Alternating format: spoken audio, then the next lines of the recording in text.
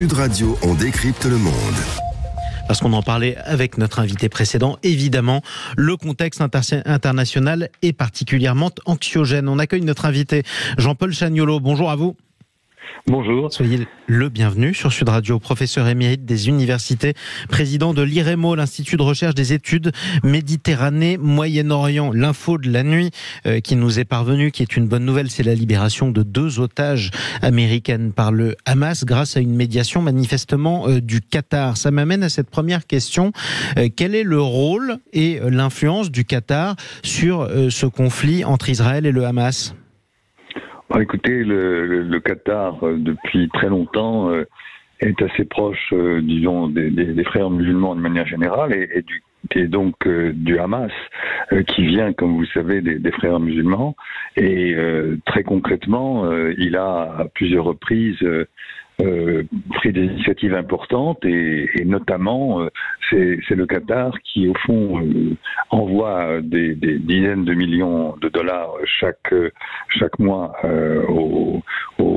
à Gaza et au Hamas avec l'accord d'Israël. L'idée pour Israël depuis maintenant plusieurs années, c'était de faire en sorte qu'il n'y ait pas de catastrophe humanitaire dans un espace qui est extraordinairement pauvre et qui est étouffé à tous égards. Et donc il fallait un minimum de soupapes de respiration. Et donc par conséquent, c'est avec l'accord d'Israël que le Qatar déversait cet argent. Et bien entendu, ça signifie qu'il y a des relations très privilégiées avec le Hamas et que par conséquent, dans la situation terrible dans laquelle nous sommes, c'est un canal, un médiateur absolument privilégié. C'est probablement le plus proche à tous égards du Hamas, et c'est celui qui est le plus efficace, la preuve avec ce qui vient de se passer. Alors ça c'est aussi pour le bon côté des choses, mais c'est important d'en parler aussi pour tous ceux qui nous écoutent, qui peuvent être surpris, puisque lorsque le Hamas a déclenché son attaque en Israël le 7 octobre, plus de 1000 victimes évidemment côté israélien, et notamment 30 Français qui ont été tués, ce qui fait de ce massacre l'attentat le plus sanglant pour la France depuis le massacre de la promenade des Anglais à Nice. C'est pas anodin, et malgré tout, les relations entre la France et le Qatar n'en ont jamais pâti. Oui, vous savez, nous sommes dans la réelle politique. Nous sommes d'abord, en ce qui concerne le Qatar, dans des relations très privilégiées. Il y a des intérêts financiers très importants. Chacun connaît la puissance militaire, la puissance financière, pardon, c'est un beau lapsus, financière du Qatar. Il ne faut pas oublier que le Qatar, c'est un tout petit pays.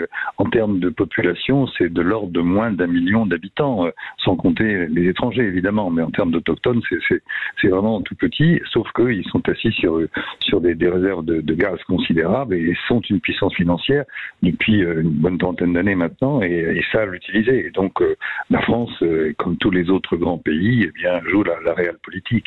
Et c'est utile, puisque dans des situations comme celle-là, ça permet aussi d'avoir des canaux de médiation très importants. Donc le Qatar est proche du Hamas, en tout cas idéologiquement, même s'il continue à discuter avec Israël. C'est un canal de discussion important. Parlons maintenant du reste du monde. Je posais la question il y a quelques minutes. Lorsqu'on lit la presse internationale, c'est la première impression qu'on peut avoir. Est-ce qu'il est vrai que tous les Occidentaux, ou presque, sont plutôt favorables à Israël et que tout le reste du monde est plutôt favorable à la Palestine ? Écoutez, répondre à cette question en 30 secondes, c'est beaucoup, mais c'est plus compliqué que ça. Il y a une vraie dialectique dans cette affaire. Je pense que les Européens, effectivement, sont pro-d'Israël. Je dirais pas dire qu'ils sont pro-d'Israël, parce que c'est l'inverse. C'est Israël qui fait partie de l'Occident. C'est très clair. La formation historique d'Israël, ça vient d'où ? Ça vient de l'Europe. Et donc les liens ont toujours été extraordinairement... C'est même pas des liens, c'est un rapport qui est consubstantiel de l'Europe. C'est un pays occidental et plus qu'oriental. Bien sûr, c'est un pays oriental à certains égards, bien entendu. Il y a des juifs séfarades, mais fondamentalement, dans sa création, dans ses relations, on peut le considérer comme une part de l'Occident, et c'est bien ça. En plus, évidemment, il y a le lien terrible, le poids terrible, notamment en Allemagne, de la Shoah. Donc tout ceci fait que Israël fait partie de l'Occident, en tout cas de l'Europe, pour être plus précis. C'est très clair. Et en même temps, ça empêche l'Europe de voir que Israël est à la fois une démocratie et aussi une puissance occupante. occupante. Il occupe la Cisjordanie, il occupe Gaza, et c'est un pays qui est en guerre et qui occupe et qui veut coloniser et annexer la Cisjordanie depuis très longtemps. Donc on est dans cette espèce de contradiction où finalement, là, Israël a été agressé, mais aussi, il faut jamais oublier qu'Israël est la puissance occupante de la Palestine. Donc on a cette contradiction, et dans une affaire aussi terrible avec des attentats terroristes si horribles, si effroyables, évidemment l'émotion fait qu'on ne voit qu'un aspect des choses. En Europe.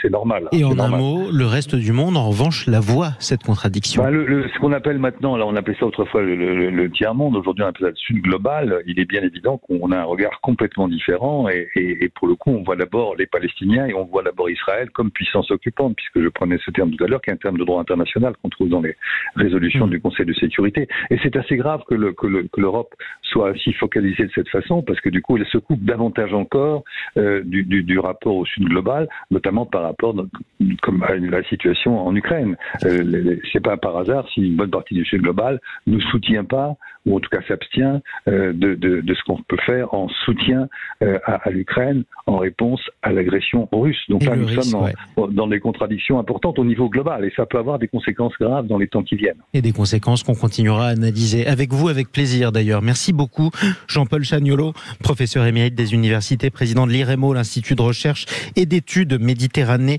et Moyen-Orient.